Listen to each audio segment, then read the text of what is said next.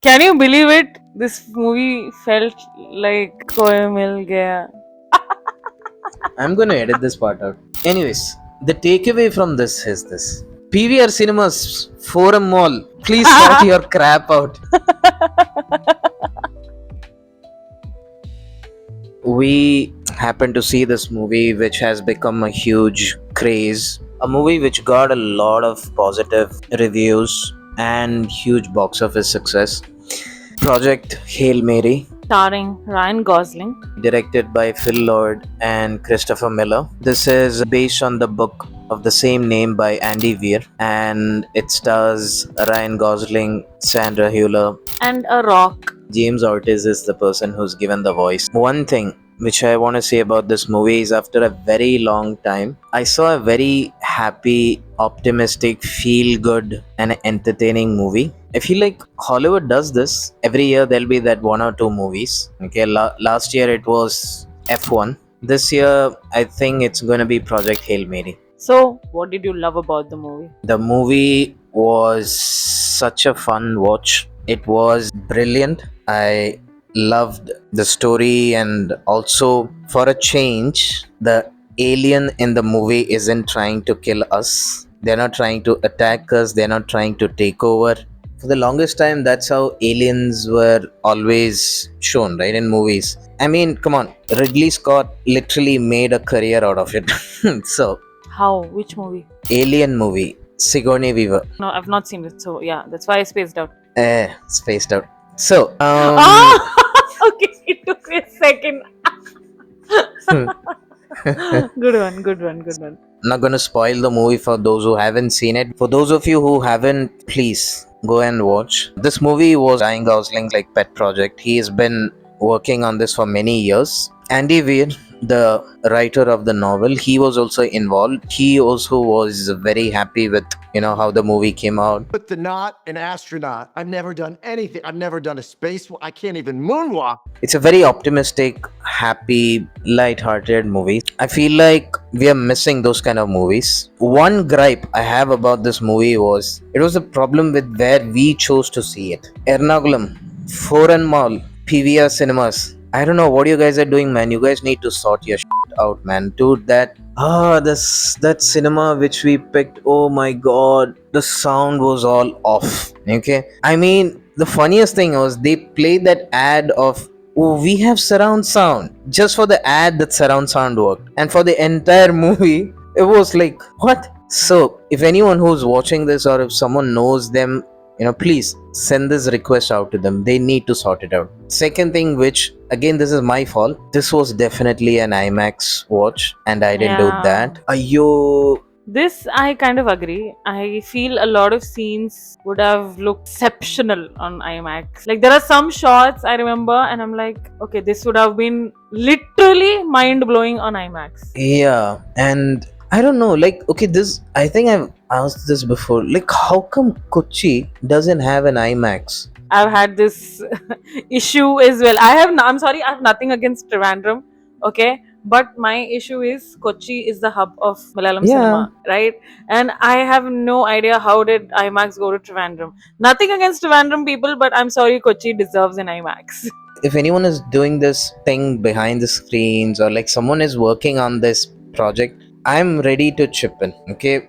Like 1% share, 2% share, I'll do it. Please get IMAX to Kochi. What did you like about the movie? First thing is light-hearted, feel-good movie. Honestly, at least off late, most of the movies usually which gains a lot of popularity, there is almost a sense of destituteness. There is a sense of doom in it. It's good to have a movie which is clean-cut, and I have to say, Ryan Gosling, dude, he was spectacular. Be it the emotional scenes, the scenes where he is uncertain about himself, he's doubting himself. He was brilliant in this movie, man. I'm not good at predicting these things, but somehow I feel like next year awards, it's all going to be him. That's a stretch. Yeah, it's a stretch, but I feel like can happen. And here's another fact. I'm going to say this. Andy Weir, his book, The Martian, that is what became a movie. Ridley Scott directed it. I'll always put Martian above Project Hail Mary. Okay, but just for one simple factor, that is that Martian was much more of a human story. Okay, we don't have aliens in there. It was pure basic human survival story. It's like the most relatable story. Project Hail Mary is like, it's a bit more fantasy. It's a all-out science fiction fantasy movie. And also the chemistry between Ryan Gosling's character and the alien. That alien was almost as human as Ryan Gosling, except for the fact that he doesn't look like one. Neither of them are the best in their fields. They're not the top. They're just like regular people. They're not the chosen one to lead this mission, right? They were just supposed to be there as support. We'll help them with the mission, but someone else is going to lead it. Someone else is going to, make sure things happen properly. So I met an alien. He's kind of growing on me. At least not growing in me, which was a concern for a little while. I have a different take on that movie. I saw the movie twice and I went second time hoping that I would find something that, maybe I missed during the first viewing. And I didn't like the movie in the second viewing as well, because I genuinely feel Project Hail Mary is a very average flick, just a feel good flick, because I look for emotions, I look for tight screenplay, not convenient plot points. First things I have to say that I have to compare this to Martian, because even for me, Martian is one of the best Hollywood movies made on space, and Martian I feel was more tightly written, even though that whole situation is a very fictional situation, but still the screenplay made it so believable. My problem with Project Hail Mary is a lot of the plot points felt very convenient. I feel like especially the relationship between Grace and Rocky, even though the chemistry was fantastic, that I agree. But again, a lot of plot points in that friendship felt very convenient, starting from the Grace trying to find a way to understand what Rocky is trying to say, and figure out a translator. It felt very convenient and it felt very rushed, and we were just willing to accept, like, okay, a scientist who has no background in figuring out how softwares work, no experience working around in a spaceship and all that, and then he's able to find a way to communicate with an alien who's speaking a different language, but somehow he's found a software that could translate Rocky's words into English. Another point was Grace is a scientist who teaches in school and he does spacewalk. There's a scene in the movie where he says he can't do spacewalk, and then somewhere in the middle of the movie he's doing spacewalk as if he has had years of training doing that, which felt completely out of the script. How is that possible? How is he able to do it?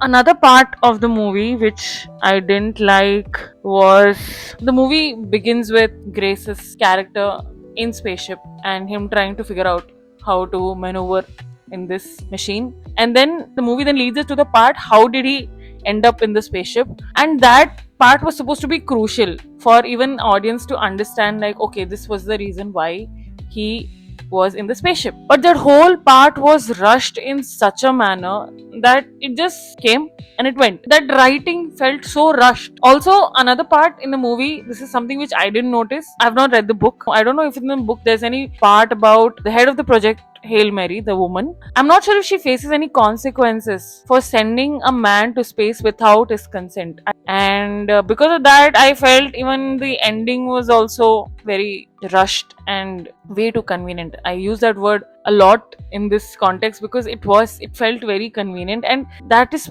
probably why I didn't like the movie even in the second viewing, because this is a feel-good movie is supposed to make you feel good, right, overall. But if I'm seeing these plot holes, it didn't sit with me right at all. Ridley Scott's Martian. And even though there was humor laced in the screenplay, there was also a lot of tension created on how Matt Damon's character will be brought back, and that sense of tension was created in the screenplay, and we could see that on the screen. It was done very well. But Project Hail Mary, there was no tension at all. How, why, like little bit, the edge of the seat stuff. I mean, it's a space movie. Space is completely an unpredictable geography. So to make it look convenient seemed very bizarre, and I think the makers were trying to imitate that Marvel style of writing where they put in so much humor into it that it kind of gets over and used after a point. That is one reason I don't like Marvel movies as well, because they focus so much on the humor and and not focus on the storytelling at all, which is what I'm guessing they tried to do with Project Hail Mary as well. And that is why there were some good jokes in the movie. There were, but again, I've seen it feels like there's been a lot movies like that with the same template in the plot line. It's kind of becoming redundant right now at this point. Honestly, in my opinion, it feels like you're like really nitpicking. Because first thing is, this is a very feel-good, light-hearted movie. I don't know, for some reason you're bothered about how he figured out communicating with the alien, or how he figured out to do a spacewalk and all that. Now, coming to the point of Sandra Bullock's character, in the book, her character's consequences are not mentioned so much, so it's just left there for the reader's imagination. In the movie, however, they have hinted about it, because right at the end there is a tattoo on her neck which says V and a line across. That is that's in sign is for somebody who is imprisoned without any chance of a parole. See, maybe the humor thing felt, yeah, there and here a bit forced and all that. But like I said, for me, more than the humor, it was those human moments and that connection which is going on between them. Just the conversation, between these two beings. You mentioned about tight screenplay, and I don't know, I'm not someone who looks at movies like that, like in a very technical sense, it should be like this, it should be written like that. Overall, if that movie can make me feel a certain way, if it conveys what it's trying to convey, and I get it, that's fine with me, even if it meanders a bit. Coming to technicality, I loved the editing of the movie. I absolutely loved it. The editing was done by Joel Negron, and cinematography. You have to talk about the cinematography. It's fantastic. There is one scene where there's all red lights. I mean, I wish I had seen that on IMAX. I wish I had seen that on IMAX. This is the same cinematographer who did Dune and Dune Part 2. Yeah, I'm okay with this like very light-hearted, fun movie. I liked Ryan Gosling, but I don't know, somewhere it felt like a hit and miss performance for me. Anyways, I guess we'll have to agree to disagree, but looks like more and more people are agreeing with me. And honestly, the things which you mentioned, right, like the things which you didn't like, I feel for the movie, what they went for, the genre which they set out for, no, I don't think you need to break your head over all that. Well, I'm spending a lot to watch this movie. Well, I think you're spending the money to watch the wrong kind of things in a movie. The takeaway from this is this: PVR Cinemas Forum Mall, please sort your crap out. ആ experience നശിപ്പിച്ചതിന് നിങ്ങളെ ഞാൻ ഒരിക്കലും ക്ഷമിക്കില്ല. You are forever on my hit list. So that's your takeaway from that. Dude, really, you were griping about, oh, you spend money to watch this movie you want. Yeah, I also spent.